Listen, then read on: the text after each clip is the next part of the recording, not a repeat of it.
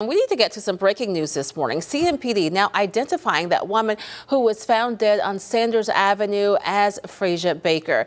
Baker is the Charlotte mother who has been missing since last week. Police found her body and a car that matched the description of her car on Sanders Avenue near Beatty's-Ford Road yesterday. Neighbors we spoke with who believed it was her say they were shocked by the discovery. On December 4th, 2025, a 31-year-old mother named Frezja Baker kissed her 2-year-old son goodbye after his dentist appointment. She dropped him off at his grandparents' house in Charlotte, North Carolina, telling them she'd be back soon. By 10:30 that night, she called her brother saying she was about an hour away from coming home. That phone call would be the last time anyone in her family would hear her voice again. 7 days later, Frezja's body would be found in the back of an abandoned church, and the man arrested for her murder was someone she thought she could trust, someone she was dating, someone who had a terrifying past that should have kept him locked away. But before we get into what happened to Frezja, I need you to do something for me. If this story moves you, if it makes you think about the people in your life, hit that like button right now. Drop a comment telling me what you think. Share this video because Frezja's story needs to be heard. Subscribe to Mistora Crimes and smash that bell icon so you never miss a story that matters. Now let's talk about who Frezja really was. Frezja wasn't just another statistic. She was described by everyone who knew her as sweet, kind, and lovable. Her father said she was an excellent mother who would literally give you the shirt off her back if you needed it. Her best friend Wesley Winchester called her elegant and classy, saying that being her friend was a privilege and an honor. This was a woman who called her son every single day, every single night before he went to sleep. She never missed those calls, ever. So when December 5th came around and her phone went straight to voicemail, her family knew something was catastrophically wrong. Let me paint you a picture of that last day. Frezja was 5'4", wearing a black long-sleeve Panthers shirt with white and blue letters, dark leggings, white shoes, and carrying a black purse with a gold strap. She was driving a gray-blue 2004 Honda Accord with temporary South Carolina plates. Around 10 p.m., surveillance cameras caught her at a quick and easy gas station on LaSalle Street in the Lincoln Heights neighborhood. Half an hour later, that phone call to her brother. Then nothing. Silence. Her messages weren't delivering. Calls weren't going through. And for a mother who never went a day without talking to her baby boy, this wasn't just unusual. It was terrifying. Her family didn't wait around for someone else to find her. They hit the streets themselves, distributing flyers across Charlotte and even into parts of South Carolina. They checked dead-end streets, asked questions, searched everywhere they could think of. Meanwhile, there was one person who could have helped them, one person who knew Frezja's movements that night. His name was Lorenzo Thomas Inman Jr., the man she was dating. And here's where the story takes a dark turn. When Frezja's family reached out to Inman, asking him to help find her, asking if he knew anything, he refused. He declined to assist in any way. When police tried to talk to him, he resisted their questions. Think about that for a second. The woman you're supposedly dating goes missing. Her family is desperate. And you won't help look for her? That alone should tell you something isn't right. For 7 days, Frezja's 2-year-old son kept asking for his mommy. 7 days of that little boy not understanding why mama wasn't calling before bed. 7 days of family searching, praying, hoping against hope that maybe she was okay somewhere. And then December 11th arrived. At 9:35 in the morning, someone found Frezja's gray-blue Honda Accord parked behind an abandoned church on the corner of Sanders Avenue and Campus Street, just off Beatty's-Ford Road. When they looked inside, they found her body. She was unresponsive, gone. And here's the detail that makes this even more haunting. That church was less than a mile from the gas station where she was last seen alive on surveillance. Less than a mile. She had been there the entire time her family was searching for her, calling her name, putting up flyers. She was right there. The police moved fast after finding Frezja. Within 24 hours, they had their suspect. On December 12th, detectives traveled about 100 miles southeast of Charlotte to a town called Maxton, and they arrested Lorenzo Thomas Inman Jr. When they called Frezja's Aunt Yvette to tell her, the detective said words that brought both relief and devastation. "We got him. We picked him up. We arrested him, and we charged him with murder. Inman was hit with 3 charges: murder, assault on a female, and misdemeanor crime of domestic violence. Lorenzo Inman Jr. is charged with murdering Baker and is being held in the Mecklenburg County Jail tonight. And our Michael Warwick has learned Inman faced a previous attempted murder charge several years ago and was convicted of that. The arrest warrant confirmed what many had suspected. Frezja and Inman had been in a dating relationship. But here's what makes this story go from tragic to absolutely enraging. This wasn't Lorenzo Inman's first time being violent. This wasn't even his second time.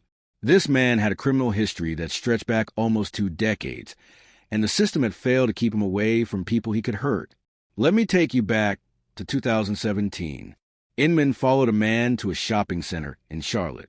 He shot this man in the chest, and then, while the victim was on the ground, he stood over him and fired several more shots. This wasn't a moment of panic or an accident. This was execution-style violence. In February 2019, a jury found him guilty of attempted first-degree murder, assault with a deadly weapon with intent to kill inflicting serious injury, and possession of a firearm by a convicted felon. The judge sentenced Lorenzo Inman Jr.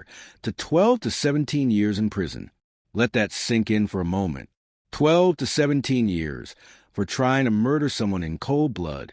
You'd think that would keep a dangerous person off the streets for a good long while, right? You'd think the community would be safe from him until at least 2029 or beyond. But here's the twist that changes everything about this case. Inman served only 2 years. 2 years out of a possible 17. In 2021, he was paroled and released back into society.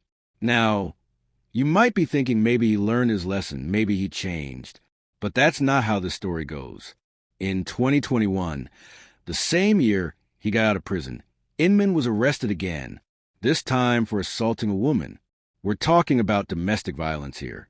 The courts gave him a 2-year suspended sentence and ordered him to attend a domestic violence intervention program, a program that's supposed to teach abusers to change their ways, to recognize their patterns, to stop the cycle of violence. Clearly, it didn't work. Fast forward to October 2024, just 2 months before Frezja went missing. Lorenzo Inman Jr. was back in court again. This time, he pleaded guilty to habitual misdemeanor assault and intimidating a witness. Habitual. That word means this wasn't a one-time thing. This was a pattern. This was who he was. The judge gave him an 11 to 23-month prison sentence, but once again, they suspended it. Instead of jail time, he got 24 months of supervised probation. And it was during this probation, while he was supposed to be supervised, while the system was supposed to be watching him, that Frezja Baker disappeared and turned up dead. On social media, Inman went by the name Can't Be Touched Nuna. Think about the arrogance in that username. Can't be touched. Like he was above consequences, like the law couldn't reach him. And based on his history, can you really blame him for thinking that way? Every time the system had a chance to hold him accountable, to keep him locked up, to protect potential victims, they let him back out. Every single time. The community activist Larry Mims spoke to Frezja's family after her death, telling them, "We love you. We want to be there for you, and you got people that's caring and want to show up for you." But another voice in the community, B. Coate, who operated a domestic violence intervention program, said something that cuts right to the heart of this tragedy. She said, "What we see here is a pattern, and when we start picking up on the patterns, we need to start holding abusers accountable." It's the most horrific thing you could hear, is just being in the community. Not even, I'm sure the family is going, emotional in this sense, because to hear that your family member has been found in a car, that's truly sad. A pattern. That's exactly what Lorenzo Inman Jr.'s life showed. Violence against strangers, violence against women, intimidation, assault, attempted murder. And through it all, the system kept giving him another chance, kept letting him back out, kept putting more people in danger. Now think about Frezja's family during those 7 days she was missing. Her father, Freddie, describing his daughter's beautiful character. Her best friend, Wesley, remembering how elegant and classy she was. Her brother, holding on to that last phone conversation where she said she'd be home in an hour. Her 2-year-old son, too young to understand why Mommy's not answering his calls anymore. That little boy saw his mother's picture on TV and said, "Mommy," and it broke everyone's heart all over again. The family searched everywhere. They drove through Charlotte. They went into South Carolina. They checked every dead-end street they could find. They were doing the work that they hoped the system would do, that they trusted the system to do. And all the while, Frezja was less than a mile from where she was last seen, parked behind that abandoned church, waiting to be found. When police finally arrested Inman on December 12th and 13th, he was held without bond at Mecklenburg County Jail. His first court appearance was scheduled for December 15th, but as of now, Frezja's cause of death hasn't been officially released. The investigation is still ongoing. Police are asking anyone with information call 704-432-8477 to speak directly to a homicide unit detective. But we all know what happened here. The arrest warrant tells us they were in a dating relationship. The assault on a female charge tells us there was violence. The murder charge tells us how it ended. What we don't know, what we may never fully understand, is what went through Frezja's mind in her final moments. Did she see the violence coming from someone she trusted? Did she try to get away? Did she call out for help? These are the questions that haunt cases like this. The questions that keep families up at night. The questions that make us look at our own relationships and wonder if we're truly safe with the people we trust. And here's another question that needs to be asked. How many Frezjas are out there right now? How many women are in relationships with men who have violent pasts that the system has excused or minimized? How many second chances and third chances and fourth chances do we give to people who have proven over and over again that they're dangerous? Inman had attempted murder on his record. He had domestic violence on his record. He had witness intimidation on his record. All of this was documented, known, part of the public record. And still, he was free to date Frezja Baker, free to be in her life, free to take her life. There's a conversation that needs to happen about parole boards and suspended sentences and supervised probation. When someone tries to execute another human being in a parking lot, serves 2 years, and gets released, what message does that send? When someone assaults women multiple times and keeps getting probation instead of prison time, what does that tell victims about whether the system will protect them? When someone intimidates witnesses to keep them from testifying and still walks free, how can we expect anyone to feel safe coming forward? Frezja's story is not unique, and that's perhaps the most terrifying part of all. Women are killed by intimate partners every single day in this country. The CDC tells us that more than half of female homicide victims are killed by current or former intimate partners. And in many of these cases, just like with Frezja and Inman, there were warning signs. There was a history of violence. There were previous arrests, previous convictions, previous victims who survived to tell their stories. Domestic violence intervention programs exist for a reason. They're supposed to break the cycle, to change behavior, to prevent tragedies like this one. But they only work if the people want to change, if they're held accountable when they don't follow through, if the consequences are real and immediate when they reoffend. Lorenzo Inman Jr. went through one of these programs. It didn't stop him. The question is, did anyone follow up? Did anyone check if he completed it?